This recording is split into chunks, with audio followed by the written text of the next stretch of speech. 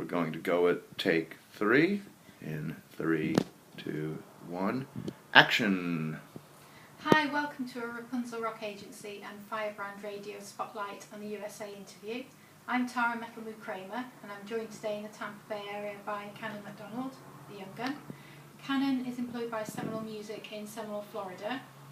Seminole Music has been a mecca for musicians in the Bay Area and beyond, from the excellent teaching and sales staff to the ultra-informative seminars they periodically stage. Hi, and thanks for joining us.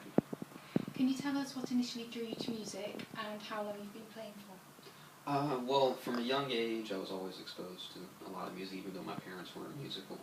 The first band I really remember was Jethro Tull, and that is what kind of inspired me musically.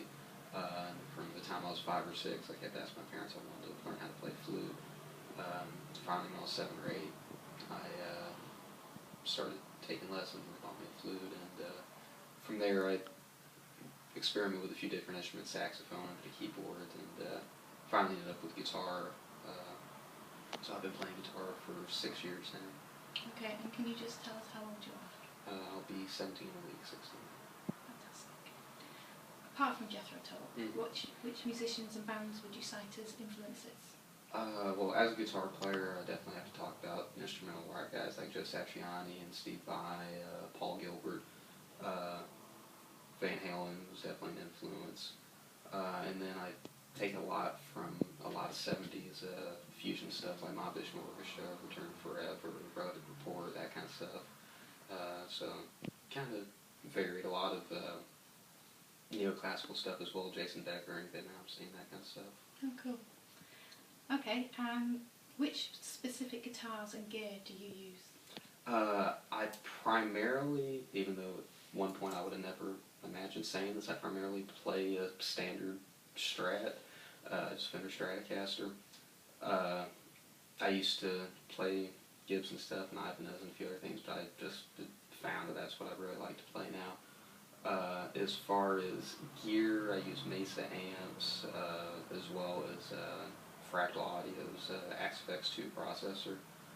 I don't really, on my Mesa, I don't really run much in the way of effects, whereas with the processor I do a lot more, but I tend to run pretty simple rig, honestly. Okay, perfect. Are there any new or current bands that you would cite as influential? In a artist aspect, I have to identify Devin Townsend as probably the biggest one. He does everything. He's a fantastic writer and produces all of his own stuff. He's definitely a big influence. Also, the band Fair Midland from Texas is starting to get some recognition. I would definitely cite them as a pretty big influence as well. Right. You've been highly visible at a lot of the local jam sessions in the Tampa Bay area, and you've been making a name for yourself out there. Who are some of the area musicians that you enjoy working with the most? Well, I definitely always enjoy playing all the jams I go to. I definitely frequent the jams Josephine's Machine puts on. Steve Carter, Josephine Carter are great to play with, and John Spinelli as well, obviously. And there's a myriad of different musicians with different styles. John Ellis is one name in particular, who's a great blues and country player I've had the pleasure of playing with before. I've gotten to play with Sarasota Slim the last couple of weeks, actually, and I'm always happy to play with new people, and I've got an opportunity to play with a lot of people going to the jams like I've been. Very cool. How long have you been teaching at Seminole Music, and what's the best bit of advice you can offer free of charge for aspiring musicians? Well, I've been helping out in a kind of instructor aspect for the last probably 3 years at the store. Started out with just helping over the summer camps. They would have like band camps and ensembles, that kind of stuff, and I'll fill in for lessons occasionally, that kind of stuff. The biggest piece of advice I can offer musically is just to have diligence, to set aside the time to practice and to actually practice, not to just sit there and mess around, to put a metronome there and have something you really want to work on and have a goal that you want to complete when you sit down to practice. Because ultimately you still have to have those basics. A lot of people try to skip time and have to have the goals set so you can actually see yourself progressing. Sure. Okay, we're going to go straight to our director's question. Okay, well, Cannon, I'm going to make this a two-parter. In the first place, what I'd like to say is I've had the pleasure of jamming with you several times, especially in the recent past, and you're really making a name for yourself out there in a short period of time. Is there any chance that when you have a steady gig, you'll hire an old fart like me to play bass? Oh, I'd love to.